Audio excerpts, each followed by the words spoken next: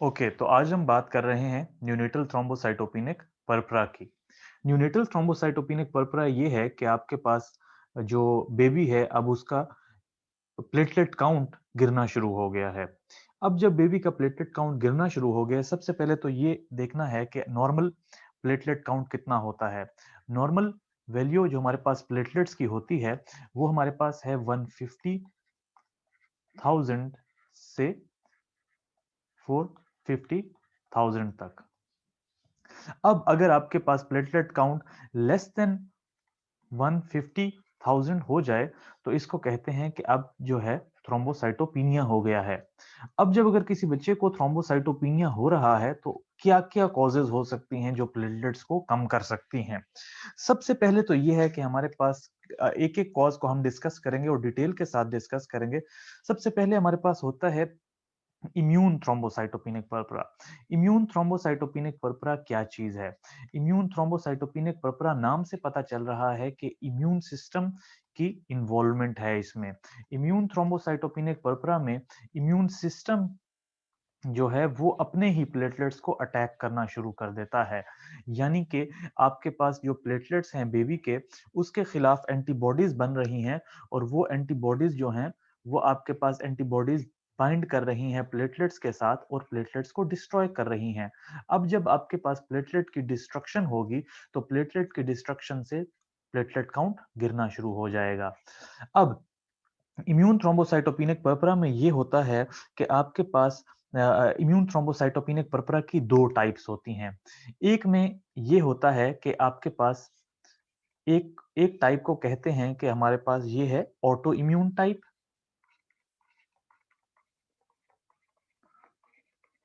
और दूसरी टाइप होती है allo immune type. Allo immune type और ऑटो इम्यून टाइप में फ़र्क क्या है? फ़र्क ये है कि ये जो एंटीबॉडीज़ आ रही हैं, ये एंटीबॉडीज़ किधर-किधर अपना इफ़ेक्ट दिखा रही हैं। अगर तो आपके पास एंटीबॉडीज़ आती हैं मदर की तरफ से, मदर की एंटीबॉडीज़ आती हैं और मदर की एंटीबॉडीज़ बेबी के प्लेटलेट्स को भी कम करती हैं और बेबी के प्लेटलेट्स भी कम हो रहे हैं और बेबी के प्लेटलेट्स के साथ मदर के अपने मैटरनल प्लेटलेट्स भी कम हो रहे हैं। यानी कि प्लेटलेट्स बन भी एंटीबॉडीज बन भी माँ के अंदर रही हैं और माँ के अंदर भी प्लेटलेट काउंट गिर रहा है और बेबी के अंदर भी प्लेटलेट काउंट गिर रहा है। तो इसका मतलब क्या है कि दोनों में both mother and baby are suffering from thrombocytopenia. अगर माँ और बेबी दोनों थ्रोम्बोसाइटोपिनिया से सफर कर रहे हो तो हम कहते हैं कि ये हमारे पास ऑटो इम्यून आईटीपी है, ऑटो इम्यून थ्रोम्बोसाइटोपिनिया है।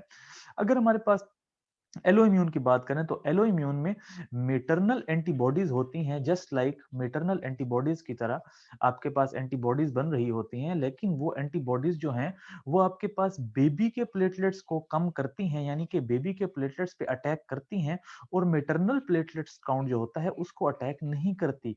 तो जब मैटरनल प्लेटलेट्स को अटैक नहीं करती तो मैटरनल प्लेटलेट काउंट जो होता है वो आपके पास नॉर्मल होता है। Maternal platelet count is normal.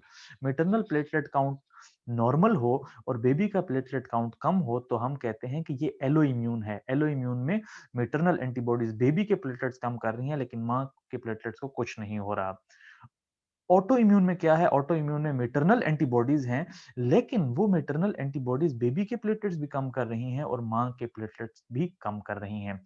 तो आपके पास इम्यून थ्रोम्बोसाइटोपेनिक पर्परा में इम्यून सिस्टम अटैक कर रहा है, इम्यून सिस्टम अटैक कर रहा है अगर बेबी के प्लेटलेट्स भी कम होते हैं और माँ के दोनों के प्लेटलेट्स कम होते हैं तो हमारे पास ऑटो इम्यून थ्रोम्बोसाइटोपेनिक पर्परा है। अगर माँ के प्लेटलेट्स काउंट नॉर्मल हो और बेबी के प्लेटलेट्स कम हो तो हम उसे कहते हैं कि ये एलो इम्यून थ्रोम्बोसाइटोपेनिक पर्परा है। उसके बाद हमारे पास कुछ ऐसी कंडीशंस हो सकती हैं, यानी कि कुछ ऐसी मैटरनल कंडीशंस हो सकती हैं जिसमें आपके पास जिसमें आपके पास बेबी का प्लेटलेट काउंट जो है वो कम हो सकता है। वो कौन-सी मैटरनल कंडीशंस हैं जो कि आपके पास प्लेटलेट काउंट को कम कर सकती हैं? उनमें जो सबसे इम्पोर्टेंट है वो हमारे पास मैटरनल ऑटो इम्यून डिसऑर्डर।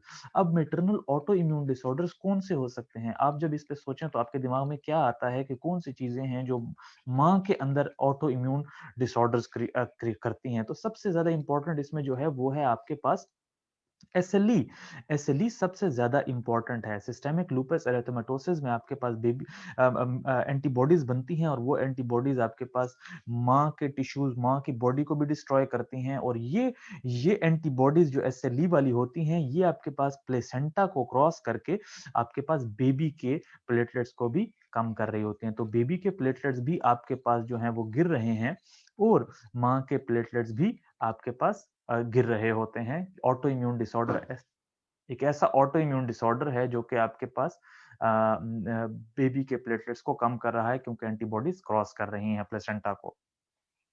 उसके बाद उसके बाद हम डिस्कस करेंगे कि आपके पास क्लिनिकल फाइंडिंग्स क्या होंगी। क्लिनिकल फाइंडिंग्स आपके पास बेबी जब आएगा तो वो किस तरह प्रेजेंट करेगा।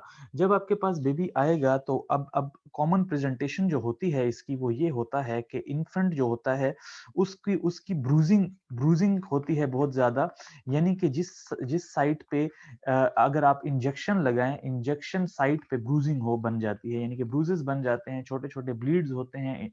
और उसके अलावा ये है कि सर्कमसीजन कॉमनली ये होता है कि जब बच्चे की सर्कमसीजन मेल की सर्कमसीजन की जाती है तो मेल की सर्कमसीजन के टाइम पे ब्लीडिंग बहुत ज्यादा हो रही होती है। जब ब्लीडिंग बहुत ज्यादा हो रही हो तो ये एक इंडिकेटर होता है कि हॉस्पिटल लेके आते हैं बच्चे को और ब्लीड बहुत ज्यादा हो रहा होता है। और उसके अलावा ये है कि आपके पास कई बच्चे ऐसे भी होते हैं जो कि एसिम्प्टोमेटिक होते हैं, यानी कि इवन आपके पास प्लेटलेट काउंट बहुत लो होता है लेकिन फिर भी आपके पास बच्चे एसिम्प्टोमेटिक होते हैं। तो मेनली आपके पास दो प्रेजेंटेशंस हो सकती हैं, या तो आपके पास बहुत ज्यादा ब्लीडिंग हो रही हो, या आपके पास कोई भी सिम्टम्स नहीं होते और हम उसे कहते हैं कि ये एसिम्प्टोमेटिक है। अब जब हमने डिस्कस कर लिया कि हमारे पास कॉजेज क्या हैं जिसकी वजह से बेबी के प्लेटलेट्स कम हो रहे हैं, और उसके बाद हमने ये डिस्कस कर लिया कि हमारे पास पेशेंट प्रेजेंट कैसे करता है, अब हम ये डिस्कस करेंगे कि आपने एक पेशेंट को मैनेज कैसे करना है।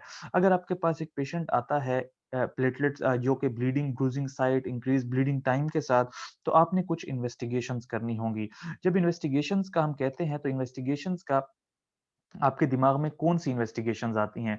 तो इन्वेस्टिगेशंस में जो सबसे इंपॉर्टेंट इन्वेस्टिगेशन है वो क्या है कि आपने उसका सबसे पहले तो कंप्लीट ब्लड काउंट कराना है। जब आप कंप्लीट ब्लड काउंट कराते हैं तो उसमें आपको प्लेटलेट काउंट भी मिल जाता है।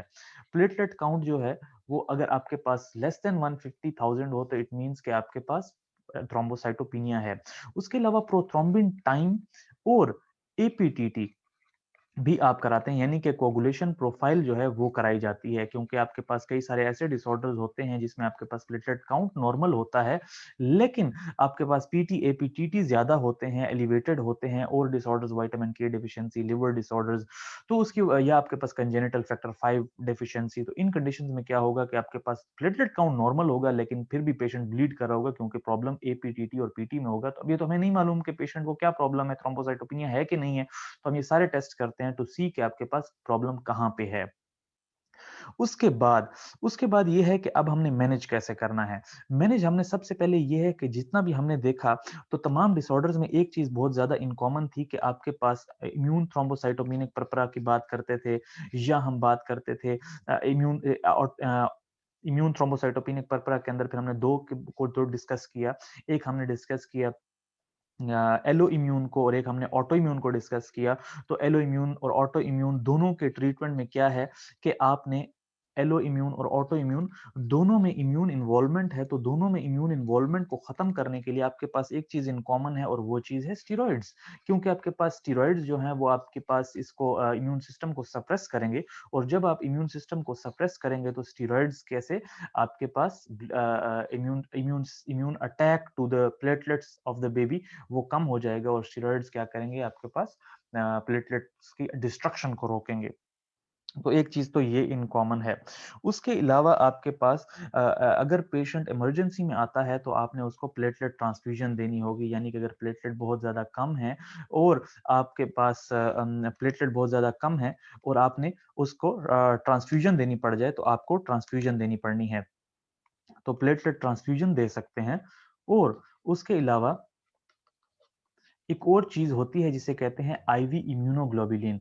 आईवी इम्यूनोग्लोबुलिन क्या चीज है? आईवी इम्यूनोग्लोबुलिन बेसिकली एक एक इम्यूनोग्लोबुलिन होते हैं, एक एंटीबॉडीज होती हैं जो कि इन एंटीबॉडीज को न्यूट्रलाइज करती हैं। यानी कि अगर हम कहें कि ये हमारे पास वो एंटीबॉडीज थी जो प्लेटलेट को डिस्ट्रॉय करने के लिए आ रही थी, तो आईवी इम्यूनोग्लोबुलिन क्या होता है? आईवी इम्यूनोग्लोबुलिन बेसिकली वो एंटीबॉडी होती है जो इस एंटीबॉडी को न्यूट्रलाइज कर लेती है। तो ये आपके पास एंटीबॉडी डिस्ट्रॉय प्लेटलेट तक पहुंचने से पहले ही डिस्ट्रॉय हो जाती है, तो आपके पास प्लेटलेट बच जाता है। सेम चीज आपके पास यहाँ पे भी अप्लाई हो रही है कि आपने क्या करना है, आपने अगर इमरजेंसी सिचुएशन है और पेशेंट ब्लीड कर रहा है तो प्लेटलेट ट्रांसफ्यूजन करनी है और उसके अलावा इम्यूनोग्लोबुलिन देने हैं। अगर आपके पास एसएलई की वजह से डिस्ट्रक्शन हो रही थी तो आपने एसएलई को ट्रीट करना है। तो हर चीज को आपने उसी के अकॉर्डिंगली देखना है कि क्या मसला है और उसी के अकॉर्डिंगली आपने उसको ट्रीट करना होगा।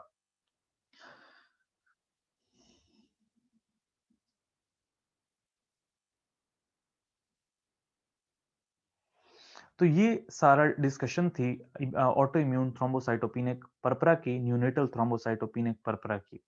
Thank you very much.